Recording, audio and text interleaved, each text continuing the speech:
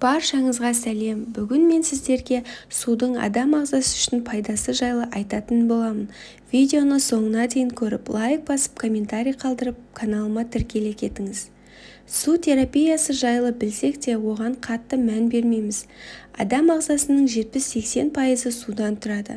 Судың адам ағзасында жеткілікті мөлшерде болмауы белсенділікті, жұмысқа деген қабілеттілікті төмендетіп, адам солғын болады.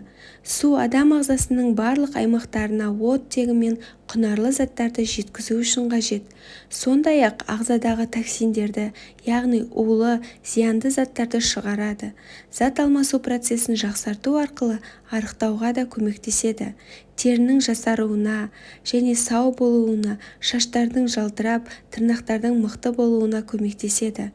Су қанды сұйылтып, артериялық қан қысымын қалыпты мөлшерде ұстап тұрады.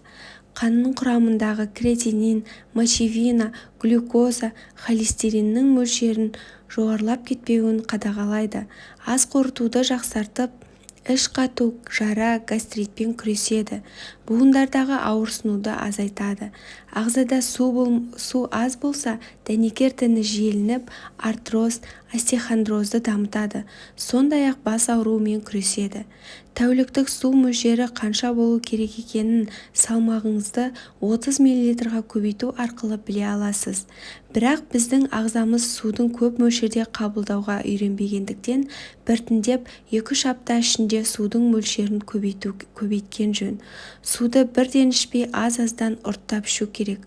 Су ағзамыздан зиянды заттарды ғана шығарып қоймай, пайдалы заттарды да шығарып тастайды. Сондықтан күнделікті рационға жемістерді, көкөністерді қосқан жөн.